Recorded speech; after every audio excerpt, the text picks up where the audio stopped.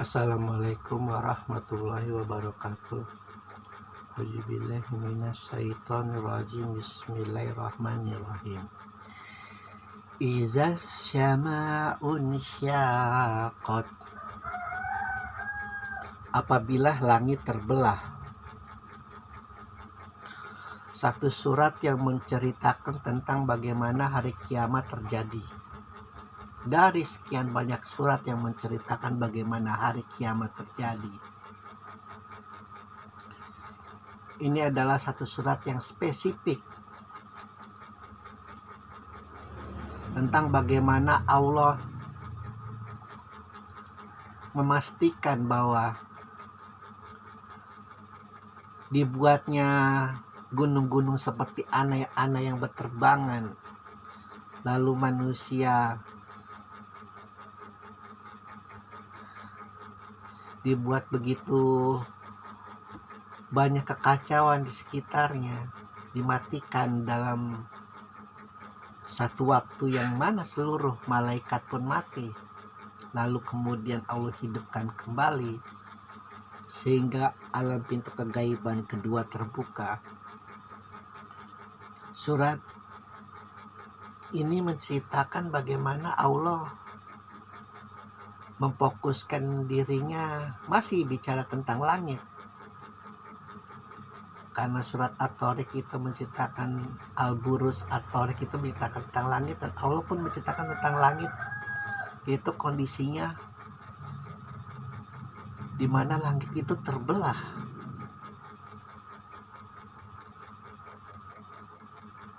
Ada semacam keingintahuan memang,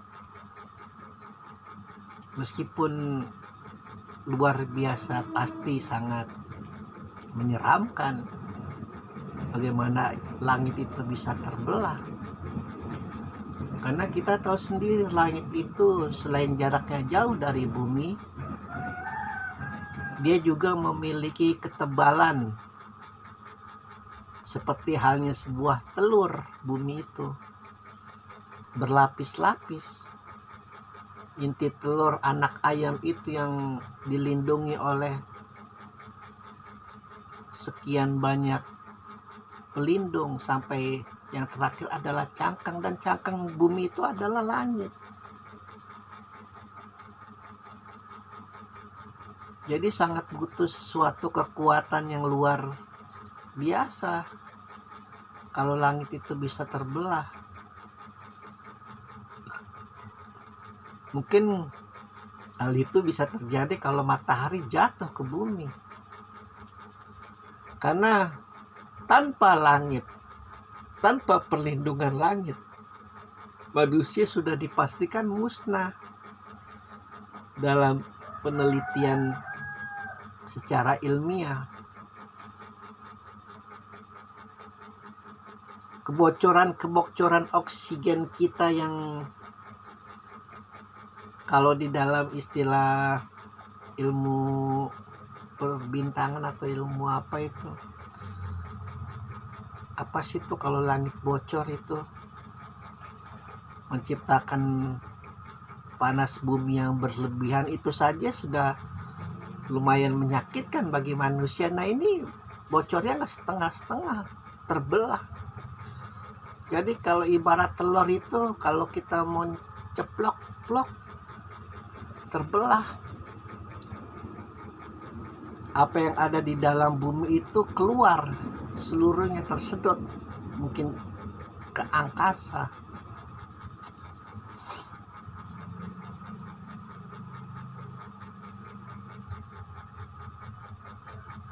Ahli imajinasi, ahli fantasi, ahli apapun itu yang sekarang,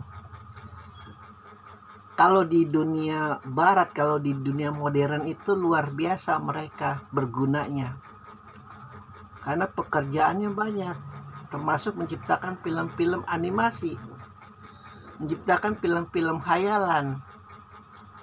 Akal mereka benar-benar menjadi sesuatu yang dibutuhkan, bukan hanya pajangan. Jadi sekecil apapun hasil kreativitas akal mereka dihargai. Apakah ini salah? Ya tidak. Allah saja berani memberi fantasi yang luar biasa begitu berat. Bagaimana langit terbelah nanti ketika kiamat, coba.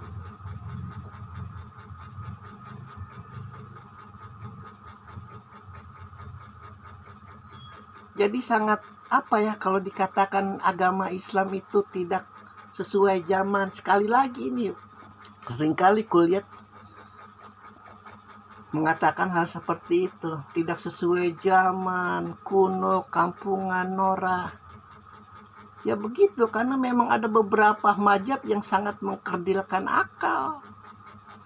Ada beberapa mazhab, bukan beberapa mazhab sih, bahkan mereka menguasai dunia dan akhirnya kebodohan yang terjadi di mana-mana. Yang penting baik, yang penting hatinya baik. Padahal hati sendiri itu, kebaikan sendiri itu tidak bisa dinilai di luar. Anda tahu sekarang banyak profesi penipu dengan muka yang sangat innocent, dengan pakaian yang begitu borjuis, mampu mereka dengan keahlian sedikit menghipnotis, menipu banyak orang, dan penghasilannya luar biasa. Mungkin bisa 1 eman, bisa eman per bulannya. Dan orang-orang semacam itu tidak bisa mampu menggoda orang yang memiliki akal yang kuat. Saya jamin itu. Hanya bisa mampu menggoda hati-hati yang katanya suci, bersih, tapi akalnya lemah. Jadi sekali lagi, kekuatan manusia, akal, hati, hawa nafsu itu jangan pernah disepelekan. Hawa nafsu yang begitu menjijikkan pun, jika kita yang menungganginya, bukan dia yang menunggangi kita, kita akan menjadi dokter kandungan, kita akan menjadi ahli peranakan, kita akan menjadi ahli kedokteran kehamilan. Itu akan artinya kita menunggangi hawa nafsu, bukan hawa nafsu yang menunggangi kita, bukan menjadi pemain film porno, BDSM dan sebagainya. Allah mengajak nih kita akal. Kita di ayat ini tidak butuh hati demi Tuhan. Ya butuhlah paling berapa persen, tapi akal dipergunakan 100% ini. 99,9%, 0,1%-nya itu hati dan hawa nafsu. Coba kau baca ayat ini dengan hatimu. Akalmu kau tenggelamkan kemana saja, atau kau simpan ke lemari deh. Bisa kau apabila langit terbelah. Langit loh. Langit tuh yang tiap hari menjaga kita dari jatuhnya meteor, miliaran meteor. Jadi sekali lagi dikulihat, kalau Anda menomorsatukan antara akal, hati, dan hawa nafsu itu diunggul-unggulkan, ada yang lebih unggul dari salah satu mereka, maka Anda tidak cocok sampai kapanpun. Bukan merasa paling benar, merasa benar boleh, ya mungkin nanti salah nih, salah ya mungkin salah. Tapi pada hakikat kulihat di sini ada batasnya, ada pedomannya, ada tata cara untuk menikmati. Kita kalau menikmati sesuatu itu kan ada tata caranya. Kopi itu harus diaduk berapa kali, teh itu harus diaduk berapa kali. Bagi seorang chef profesional paham betul itu. Namun jika Anda ingin otodidak, menikmati saja, ya sudah, nggak apa-apa. Tapi sangat disarankan, ketika Anda ingin menikmati kulihat, akal, hati, hawa nafsu itu sejajar posisinya. Tidak ada yang di atas, tidak ada yang di bawah, sejajar. Pun begitu menikmati ayat ini. Tidak akal gitu sebagai utama. Untuk sementara tidak apa-apa, tapi untuk berikutnya ya jangan. Ikuti juga hatimu, ikuti juga hawa nafsumu. Agak sekali lagi Ladatullah itu mainannya ngeri-ngeri sedap. Itu yang harus kita waspadai. Alhamdulillahirabbil alamin.